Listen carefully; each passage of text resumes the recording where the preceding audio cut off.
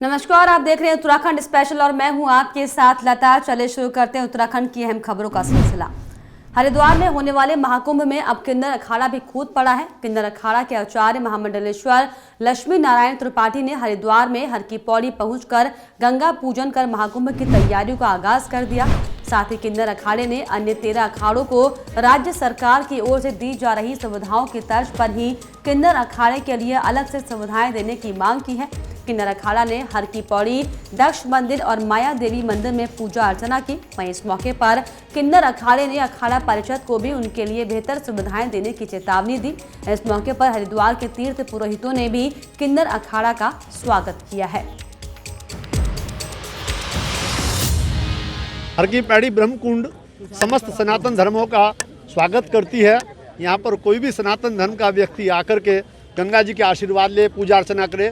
आज बहुत सारी किन्नर समाज ने आकर के कुंभ मेला निर्विघ्न पूर्ण करने के लिए माँ गंगा से आशीर्वाद लिया, पूजन किया और कामना करी कि हमारा देश में सनातन धर्म का गौरव पूरे विश्व के अंदर और फैले, ऐसी हम कामना करते हैं। मैं आप धर्मावलंबियों का अभिनंदन करता हूं, स्वागत करता हूं और भविष्य में भी यही कामना करता हूं आप सनातन धर्म को और ताकत देने का शक्ति प्रदान करेंगे। देखिए, किन्नर अखाड़े ने आज का दिवस पूरा धार्मिक कार्य के लिए किया था। कल हमारी कार्यकारिणी और पूरे गवर्निंग बोर्ड मिले किन्नर अखाड़े के हरिद्वार कुंभ के लिए, और आज के दिन हमने जो नियम होता है, धर्म कहता है, पहले गंगा माँ की पूजा, बाद में दक्ष महादेव की पूजा अर्चना और माया देवी की, उसके बाद हमने यहाँ पे जो प्रार्थना और सब जगह करने वाले हैं कि जो अभी पैंडेमिक सिचुएशन है, जल्द से जल्द एक अच्छा वैक्सीन आए, हमारा कुंभ बहुत अच्छी तरीके से जाए,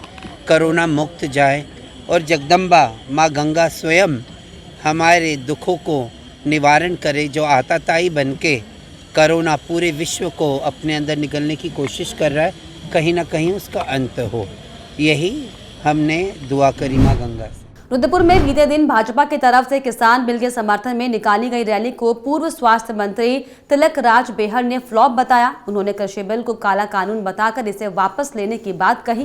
उन्होंने कहा कि रुद्रपुर की समर्थन रैली के विरोध में हजारों की संख्या में जिले भर के किसान काले झंडे लेकर विरोध करते नजर आए हैं, जिससे कि ये साफ जाहिर होता है कि किसान इस कानून से खुश नहीं है। इस दौरान उन्होंने कैबिनेट मंत्री अरविंद पांडे पर गदरपुर में चूड़ियां फेंकने का मुद्दा भी उठाया। साथ ही साथ विधायक राजकुमार के काफिले पर भी संतरे फेंके जाने के मामले पर भी उन्होंने खूब तंज कसे और कहा कि भाजपा से आम आदमी, मजदूर और किसान परेशान हो गया है और अगर ये बिल वापस नहीं लिया गया तो आंदोलन और मजबूत होगा और सरकार को बिल वापस लेने पर मजबूर होना पड़ेगा।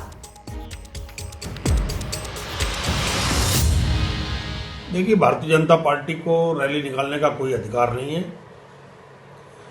सरकारी रैली थी और रैली उनकी फ्लॉप हो गई। किसान नहीं आए, अपने पार्टी के कार्यकर्ताओं तक की सीमित रह गई, 400-500 की संख्या नहीं जुटा पाए और इसलिए आज उन्होंने बाजार में जो रैली निकालनी थी वो कैंसिल कर दी। तो भाजपा को खुद ही देखना चाहिए कि वो कहाँ खड़ी है। आज किसान उनके विरोध में है, आम आदमी मजदूर विरोध में है, आम आदमी विरोध में है। तो भाजपा को असली चेहरा आज उनको दिखाई दे गया। जो आज उन्होंने रैली करने की कोशिश की, रैली उनकी फ्लॉप हो गई और किसान आज संगठित है। किसान और आज उग्र था और ज़्यादा आज संगठित था और किसान दिन ब दिन और संगठित हो रहा है और भारतीय जनता पार्टी को काले कानून वापस लेने पड़ेंगे, मजबूर होकर पीछे हटना पड़ेगा। रुड़की में मंगलौर विधायक काजी निजामुद्दीन ने उत्तराखंड सरकार पर बड़े सवाल खड़े किए हैं। विधायक ने सरकार पर कई गंभीर आरोप लगाते हुए कहा कि त्रिवेंद्र सिंह रावत की सरकार सत्र बुलाने से बचती नजर आ रही है, जिससे कि विपक्ष को सदन में अपनी आवाज उठाने का मौका नहीं मिल पा रहा, जबकि नियमावली के अनुसार एक साल में 60 बार सत्र बुलाना चाहिए। उन्होंने कहा कि सरकार अपनी नाकामी को छुपाने के लिए साल में 10 बार भी सत्र बुला नहीं रही, जो कि नियमावली का उल्लंघन है। उत्तरांचल विधानसभा की प्रक्रिया तथा कार्य संचालन नियमावली को मैं आपके सामने ये मैं पढ़कर सुना रहा हूँ। छोटा सा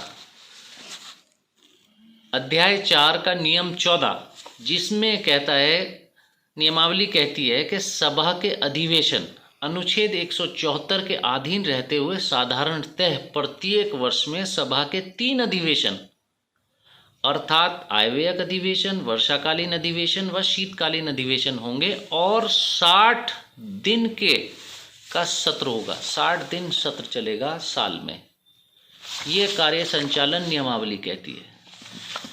अब ये भारतीय जनता पार्टी की सरकार 2017 में इन्होंने 11 दिन सत्र चलाया, 2018 में इन्होंने 14 दिन चलाया, 2019 में इन्होंने 17 दिन चलाया, 2020 में इन्होंने महज 10 दिन, 6 दिन इन्होंने मार्च में चलाए थे और 1 दिन इन्होंने अगस्त में और 3 दिन का भी इन्होंने सत्र आउट किया है। काशीपुर के ज्ञानार्थी मीडिया कॉलेज ने क्षेत्र के बच्चों का कंपनी सेक्रेटरी बनने का सपना साकार करने की तरफ कदम बढ़ा दिए हैं। दरअसल कॉलेज जल्द ही कंपनी सेक्रेटरी का कोर्स शुरू करने जा रहा है। वहीं इस बारे में जानकारी देते हुए संस्थान के चेयरमैन संतोष मेहरोत्रा ने कहा कि कॉलेज का उद्देश्य तमाम नए कोर्सों को लाना है, जिससे प्रदेश के छात्रों को पढ़ाई के लिए बाहर नहीं जाना पड़ेगा।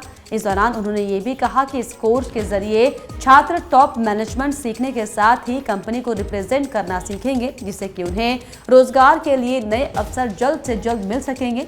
साथ ही उन्होंने बताया कि ज्ञानार्थी मीडिया कॉलेज कुमाऊं क्षेत्र का एकमात्र संस्थान है जो कि कंपनी सेक्रेटरी CS की शिक्षा देने जा रहा है।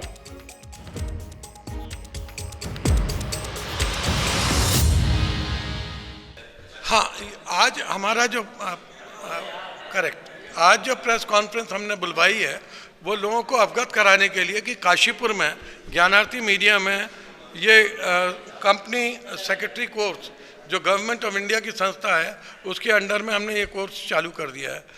ये हमारा क्या कहते हैं कि आप लोगों को अवगत कराना है कि आप और जनता को बता सकें कि काशीपुर में ये कोर्स चालू हो गया है और ये एक बहुत अहम कोर्स है और खाली हमारे पास है कुमाऊं में और किसी को उन्होंने ये कोर्स नहीं दिया। और इसी के साथ उत्तराखंड स्पेशल में फिलहाल इतना ही। आप देखते रहिए न्यूज़ 31 उत्तराखंड। नमस्कार। हर खबर में होगी हमारी नजर। खबरों से जुड़ने के लिए हमारे चैनल को सब्सक्राइब करें और बेल आइकन दबाना ना भूलें।